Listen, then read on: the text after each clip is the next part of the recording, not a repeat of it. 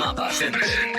Con Ezequiel Adamovsky, la actualidad política con perspectiva histórica. Bueno, vuelve la columna. No, ¿qué es esa mano? ¿Estoy? Vuelve la columna de Ezequiel Adamovsky para mí, porque las últimas 2, 3, entre el COVID y bueno, nada, y la realidad, hace mucho que no la escucho, la fui escuchando después en diferido, pero bueno, un placer. Ezequiel, ¿cómo andás? Bien, todo muy bien. ¿Cómo están ustedes? Venís hoy con un temazo que es la reforma constitucional en Chile. Y bueno, el tema, la otra vez no me acuerdo por qué en una discusión alguien sacó la reforma constitucional argentina, la de Menem y Alfonsín. Me acordé de lo que fue en su momento, que por un lado era un escándalo y por otro lado fue realmente un giro fundamental, ¿no? Digamos, no sé si todavía se ha hecho una reflexión atinada, estoy con esa palabra, sobre lo que fue esa reforma, ¿no? Porque ha tenido, y como todas, detractores, pero también me parece que hoy con el tiempo podemos ver que fue una reforma, la verdad, fundamental para los tiempos que vivimos. Pero bueno, el tema es Chile, ¿no? El tema es Chile, sí. Igual vamos a hablar un poquito también de la reforma nuestra del 94. Sí, el tema es Chile porque es bastante emocionante el resultado de las elecciones de la Constituyente que fueron hace pocos días, ¿no?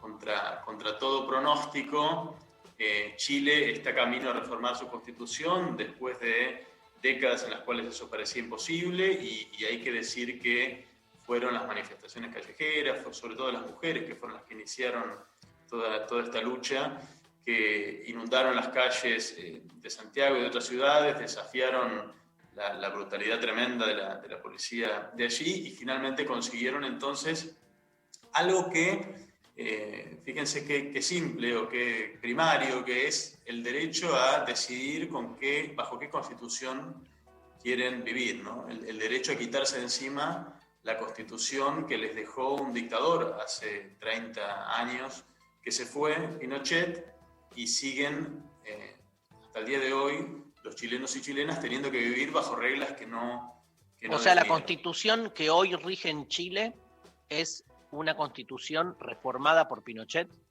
Exactamente.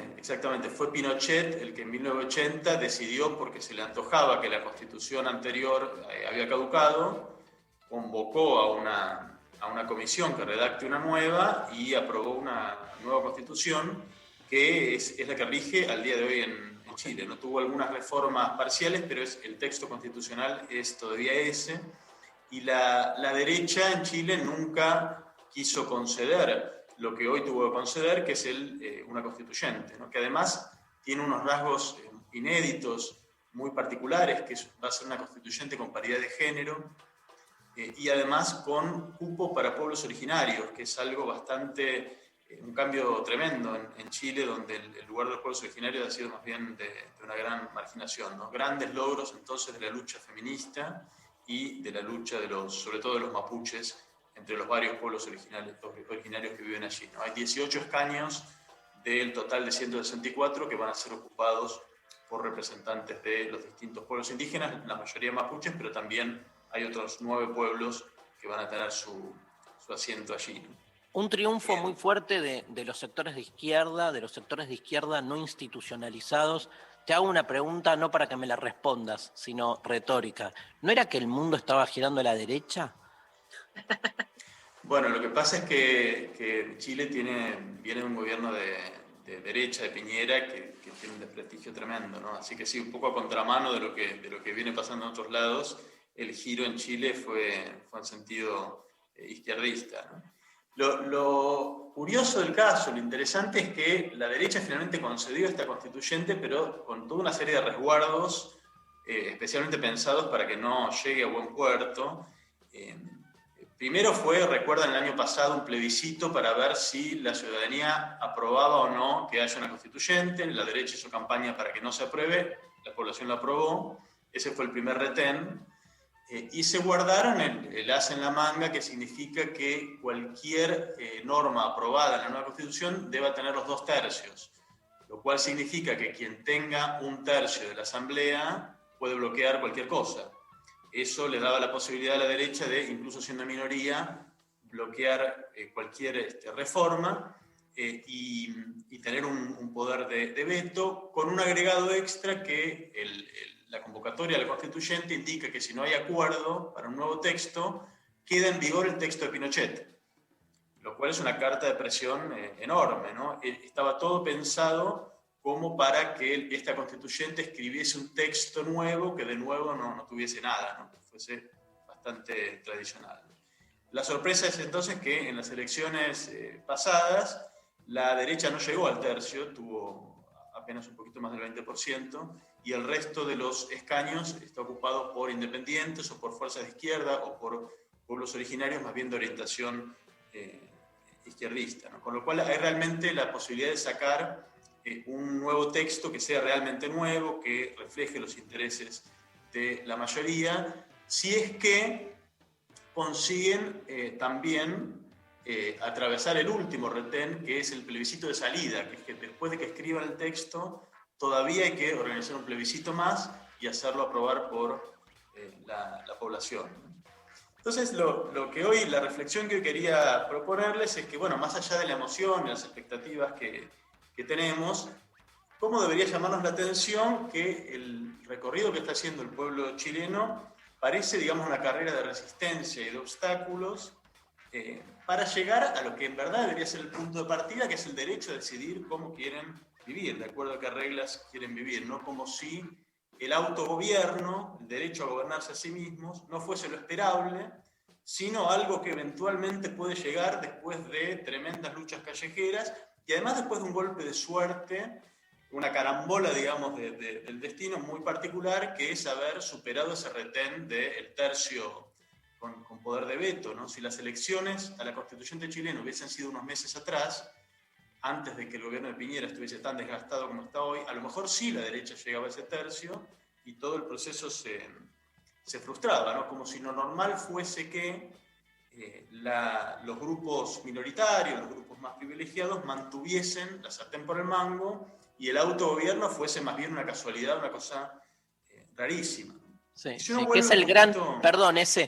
pero que es el gran cuestionamiento casi siempre que se le hace o le hacemos desde acá, desde esta postura a la prédica liberal de que el punto de partida Claro. supone igualdad de condiciones. Evidentemente no es así, y me parece que es tomar conciencia de eso, ¿no? Digo, desde ya esas desigualdades están manifiestas en ese lugar, en ese tercio que de algún modo marca, digamos, entiendo igual que la justificación debe haber sido, o sea, calculo que ahí la derecha debe haber justificado el porqué de ese tercio, entendiendo, me imagino, los argumentos, la necesidad de un consenso, ¿no?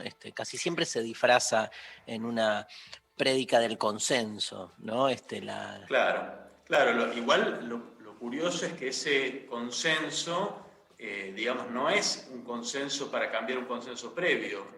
Claro. No hubo un consenso previo. En el caso de la Constitución Increíble. chilena es una constitución de una dictadura que el primer gobierno civil, cuando se fue Pinochet, el gobierno de Aylwin tuvo que aceptar por la amenaza militar, digamos, no podía rechazar esa constitución y toda la famosa normalidad institucional chilena que siempre uno compara con el desorden argentino, ¿no? La vida institucional ordenada que han tenido los chilenos, el apego a las normas típico del país vecino, se fundan finalmente en la adherencia, la obediencia a una constitución que es 100% ilegítima. Ilegítima y además surgida de la violencia, ¿no? Ustedes saben, Pinochet llegó al poder en 1973, después de un golpe militar apoyado por las Fuerzas Armadas, las clases altas y la CIA, para interrumpir un camino al socialismo democrático que la sociedad chilena había decidido poco antes con la elección de Salvador Allende, ¿no? Fue una dictadura de las más sangrientas que hubo en la región, y el legado de esa dictadura fue un orden institucional. Efectivamente, la sociedad chilena es ordenada, pero es un orden institucional basada en la ilegitimidad constitucional total, ¿no?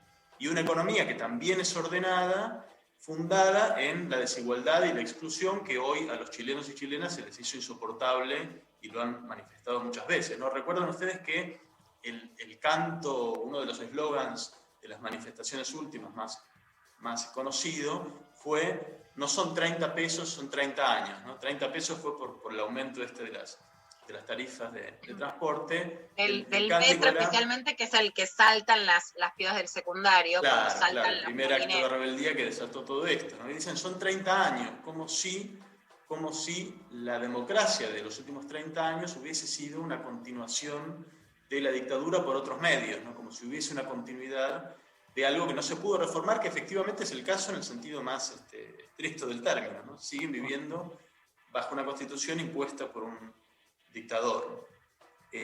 Y si uno se sigue yendo un poquito más atrás, también en verdad la elección de Salvador Allende en 1970 fue resultado de la combinación de luchas sociales de muchos años, también con un golpe de suerte.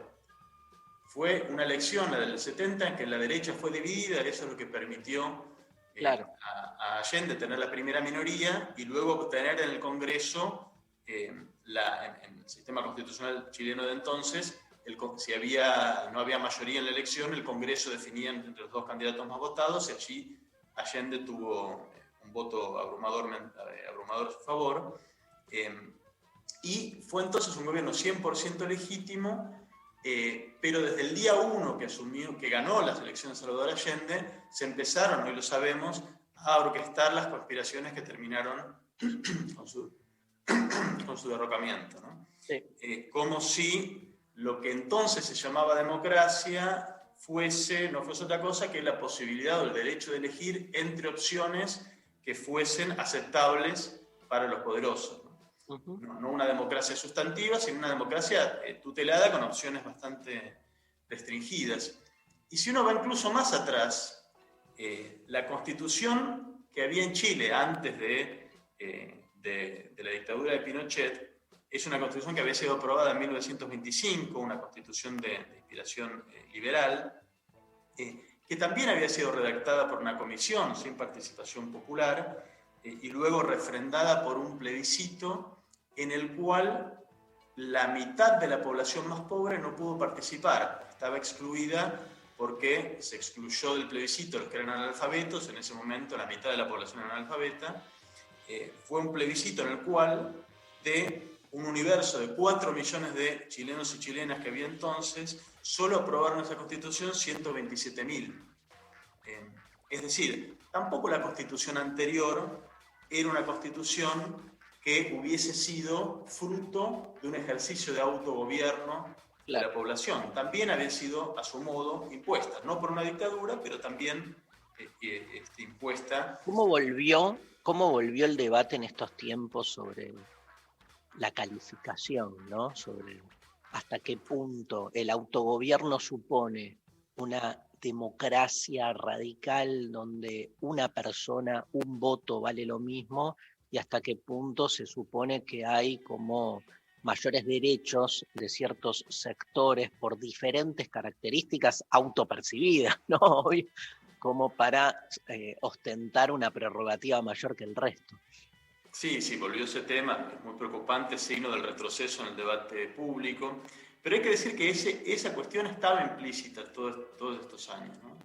Hay una tensión entre liberalismo y democracia que está desde sus orígenes y que gira en torno precisamente de esto, de la capacidad, ¿no? De quién tiene la capacidad para tomar las decisiones en nombre de la sociedad, si es la sociedad toda o es algún grupo particular. Esa es una tensión irresuelta que el liberalismo nunca terminó de tramitar bien.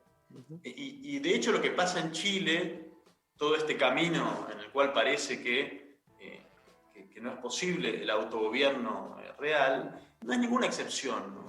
Si uno ve lo que pasó en nuestra historia, también hay algo bastante similar en muchos sentidos. Durante décadas, nuestro país se rigió por un texto constitucional surgido de una constituyente ilegítima que fue la que convocó la Revolución Libertadora en 1957.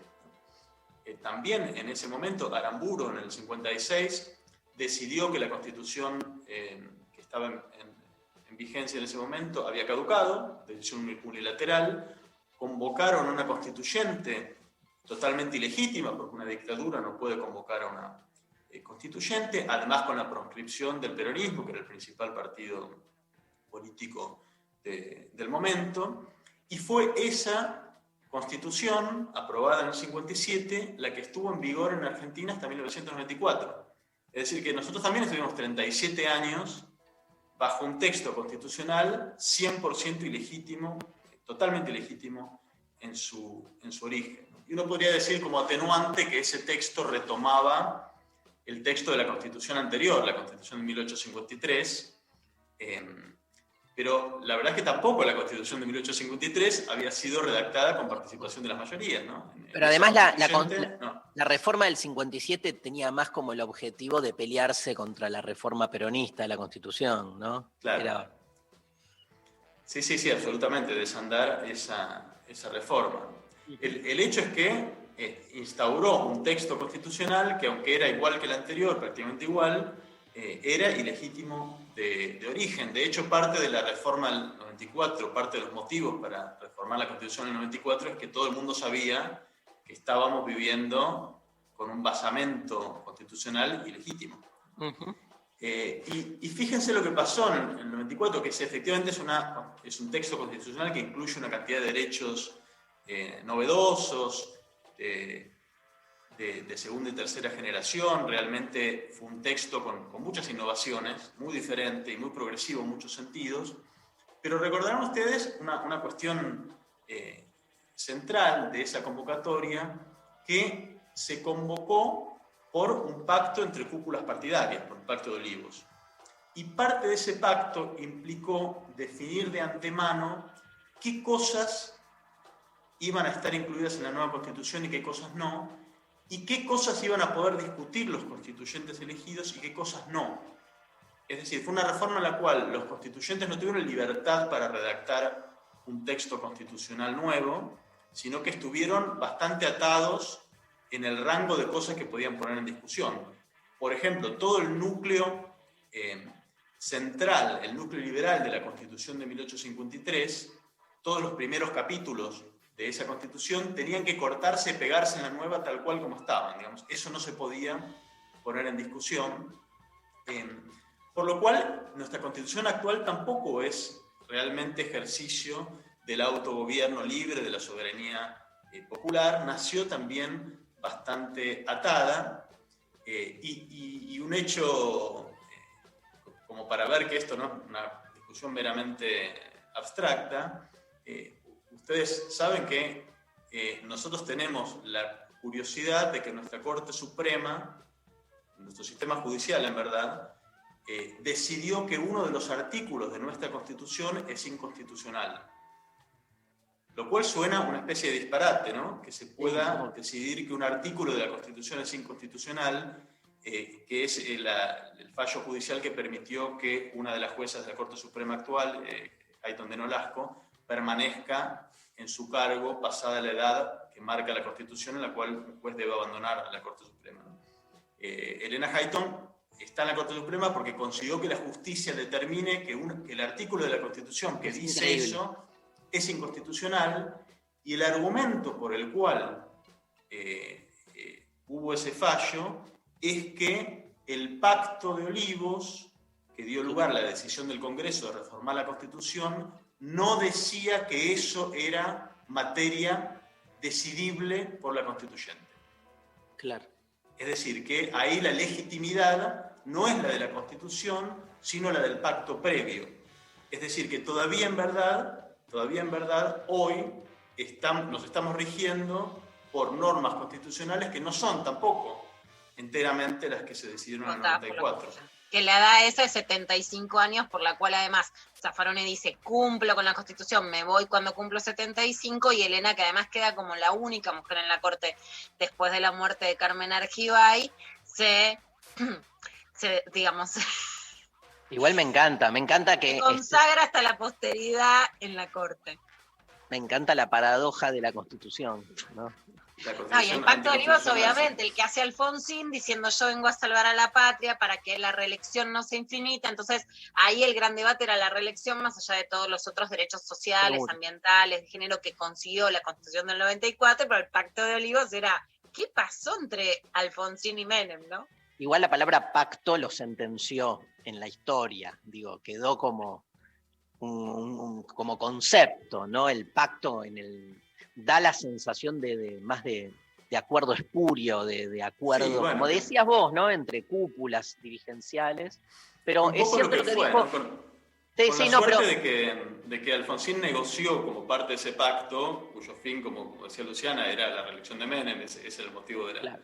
de la reforma. Bueno, Alfonsín por lo menos negoció entregar eso a cambio de una serie de derechos nuevos que consagra la Constitución, que están buenos, ¿no? Pero también otra vez Núcleo de acá, coincidencias en medio de básicas. una carambola de suerte más que una Es que decisión tal vez libre y popular, ¿no? la política tradicional nos deja eso, como que ir como cosechando siempre por la frontera, ¿viste? Las cosas que están más descentradas. Che, gracias, ese. Bueno, un abrazo para todos y esta es la intención un poco, esto último que decías de la columna, ¿no? Ver cómo los avances democráticos sustantivos que tenemos a veces vienen menos del funcionamiento normal de las instituciones que de, bueno, las luchas callejeras, como en el caso chileno quedó bien claro, y a veces golpes de suerte o correlaciones de fuerza que a veces con suerte son favorables. Grosso. Te dejamos un gran